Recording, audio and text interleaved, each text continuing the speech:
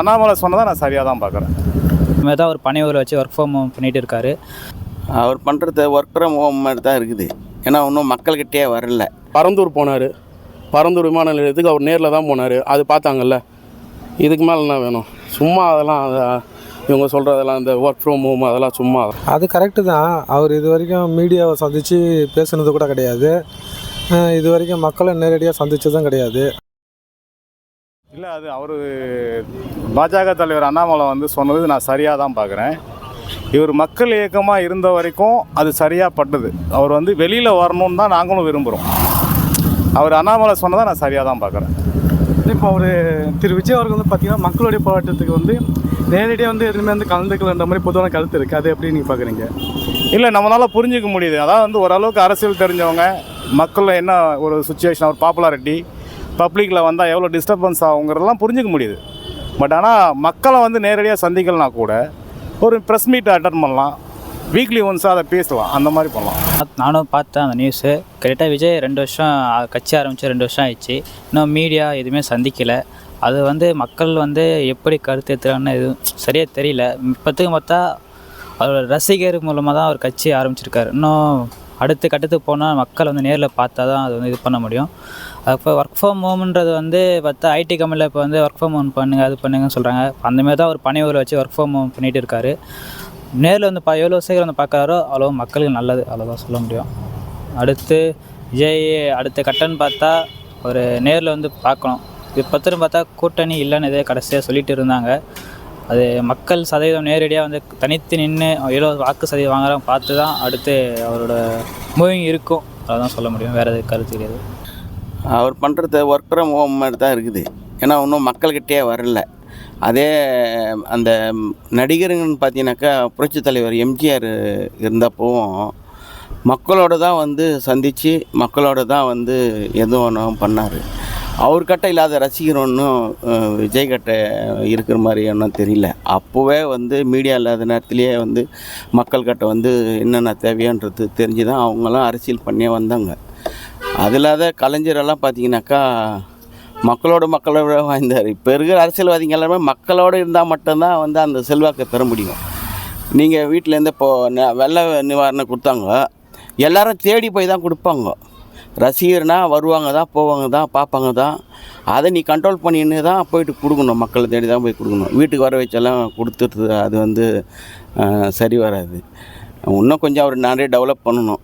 அது திரு அண்ணாமலை சொன்னது மட்டும் இல்லை, எல்லா அரசியல் தலைவரும் அந்த கருத்தை தான் முன்வைக்கிறாங்க.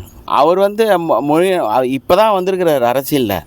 அவர் முன்னாடியெல்லாம் தெரிஞ்சிருந்தேனாக்கா அப்போ மக்களுக்கு என்ன தேவைன்றது அடிப்படை என்னன்றது தெரிஞ்சிருக்கும். அவர் இது வரைக்கும் மக்கள்கிட்ட என்ன அடிப்படை தேவைகள் என்னன்றது எந்த இதுக்கும் ஒரு இஷ்யூவில் நின்று போராடுறது கிடையாது. ஒரு ஆர்ப்பாட்டம்னு இது வரைக்கும் அறிவித்து எங்களுக்கு இதுக்காக எங்களுக்கு தேவை, எங்களுக்கு இது செய்யணும், மக்கள் இவ்வளோ அவதிப்படுறாங்க இங்கே அப்படின்ற மாதிரி எந்த ஒரு இதுவும் இதுக்கு வரைக்கும் பண்ணது கிடையாது. இப்போ அரசியல் ஆரம்பித்த பிறகு தான் அவர் இப்போது இது தேவை அது தேவைன்னு வர்றாருக்காண்டி. அப்போ கூட அவர் வீட்டில் ஏதாவது எல்லாமே சொல்லிகிட்டு இருப்பார். ஒரு மாநாட்டில் சொல்லுவார், இது சொல்லுவார். இப்போ எங்கள் இதில் பார்த்தீங்கன்னாக்கா மற்ற தலைவர்களெலாம் பார்த்தீங்கன்னாக்கா ரோட்டில் நிற்பாங்க. ரோட்டில் நின்று இதுக்கு குரல் கொடுப்பாங்க. அது கூட்டணியில் இருக்கிற தலைவர்கள் கூட ஏதாவது ஒரு எதிர்ப்பு நடந்துச்சுன்னு சொன்னால் ரோட்டில் தான் ஆர்ப்பாட்டம் பண்ணி நின்று அது என்னவோ தேவையோ அது கேட்பாங்க. அது வீட்டிலேருந்து சொல்கிறது அது சரிப்பட்டு வராது.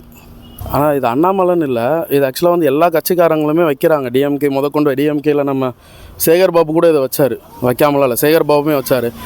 அப்படி என்ன அவங்க ஒர்க் ஃப்ரம் ஹோமில் பார்த்துட்டாங்க? ஏன் இது அந்த பனையூரில் கூப்பிட்டு வச்சு பேசுனதை மட்டுமே தானே சொல்கிறாங்க ஒர்க் ஃப்ரம் ஹோம்னு? இல்லை, பனையூரில் அந்த இது கொடுத்தாங்கல்ல வெள்ள நிவாரண நிதி, அது அவர் நேரில் போயிருந்தால் என்ன ஆயிருக்கும்? அவர் அந்த நிவாரண நிதி கொடுக்க நேரில் போயிருந்தாருன்னா என்ன ஆயிருக்கும்? அங்கே ஃபுல்லாக ஒரு இதுவாக தான் இருக்கும், ஃபுல்லாக மக்கள் கூடி இருப்பாங்க. அது தேவையில்லாமல் அங்கே சலசலப்பு தான். அது அவர் நேரில் கூப்பிட்டு அவர் தெளிவாக எல்லாருக்கிட்டையும் சொல்லி மன்னிப்பு கேட்டார். எவ்வளோ பெரிய விஷயம்! எத்தனை கோடி ரூபா சம்பளம் வாங்குற ஒரு நடிகர் மன்னிப்பு கேட்குறாரு அத்தனை பேர்கிட்டையும். என்னால் அங்கே வர முடியல, நான் அதனால் இங்கே கூப்பிட்டு வச்சு உங்ககிட்ட நாங்கள் உங்களுக்கு கொடுக்குறோன்னு சொல்கிறாரு. அது எவ்வளோ பெரிய விஷயம்! நான் வந்தால் இந்த மாதிரி பிரச்சனைகள்லாம் வரும்னு சொல்லி அவர் கூப்பிட்டு சொல்லி உட்காந்து பேசுகிறாரு எல்லாருக்கிட்டையும். அதெல்லாம் இவங்க பண்ணுவாங்களா? அதெல்லாம் பிரச்சனை இல்லைங்க. அவர் பரந்தூர் போனார், பரந்தூர் விமான நிலையத்துக்கு அவர் நேரில் தான் போனார், அது பார்த்தாங்கல்ல. இதுக்கு மேலே என்ன வேணும்? சும்மா அதெல்லாம் இவங்க சொல்கிறதெல்லாம் இந்த ஒர்க் ஃப்ரம் ஹோம் அதெல்லாம் சும்மா அதெல்லாம். அவர் களத்தில் இறங்கி தான் வேலை செய்கிறார். ஏங்க அவர் களத்துக்கு வராமலே எல்லா கட்சிக்காரங்களும் பயப்படுறாங்கங்க அவரை பார்த்து. டிஎம்கே தலைவர் ஸ்டாலின் கூட அவரை பார்த்து பயப்படுறாரு. எல்லாருமே அதுதான் அது சும்மா அதெல்லாம் வந்து களத்துக்கு வந்து செயல்பட்டுட்டு தான் இருக்கார். ஜூன் மாதத்துக்கு அப்புறம் வந்து அது இன்னும் எஃபெக்டாக இருக்கும், பயங்கர எஃபெக்டாக இருக்கும். நீங்கள் எலெக்ஷனுக்கு முன்னாடி அதை பார்ப்பீங்க. எங்களுக்கு தெரியுது அது. ஏன்னா அது இதில் இருந்திருக்கேன், மன்றத்தில் இருந்திருக்கேன், அதனால் எனக்கு தெரியும் அது. அதெல்லாம் பிரச்சனை இல்லை, அதெல்லாம் வந்துடுவார். அது கரெக்டு தான். அவர் இது வரைக்கும் மீடியாவை சந்தித்து பேசுனது கூட கிடையாது. இது வரைக்கும் மக்களை நேரடியாக சந்தித்ததும் கிடையாது. அண்ணாமலை நிறைய போராட்டம் பண்ணுறாரு, களத்தில் இருக்கார். போட்டின்னு வந்தால் களத்தில் விளையாடுறது தானே போட்டி. கரெக்டான கருத்து தான். அவர் வந்து அந்த ட்விட்டரு, ஃபேஸ்புக்கு அந்த மாதிரி இதில் தான் கருத்து சொல்லிகிட்டு இருக்காரு. அவர் நேரடி அரசியலுக்கு வரணும், அப்போ தான் தெரியும். அண்ணாமலை அண்ணன் வந்து கேட்குறது வந்து தப்பு இல்லை. அவருடைய கருத்தை வந்து அவர் சொல்கிறாரு. அண்ணாமலை அண்ணன் வந்து பார்த்திங்கன்னா எல்லாமே களத்தில் இறங்கி எல்லாமே வேலை செஞ்சிட்ருக்காப்புல. ஆளுங்கட்சி கொஞ்சம் எதிராக குரல் கொடுக்குறாரு, எல்லாம் பண்ணுறாரு. இவர் வந்து இன்னும் வெளியே வரலை. வெளியே வந்து பேசணுன்றதை வந்து அவர் முன் வைக்கிறாரு.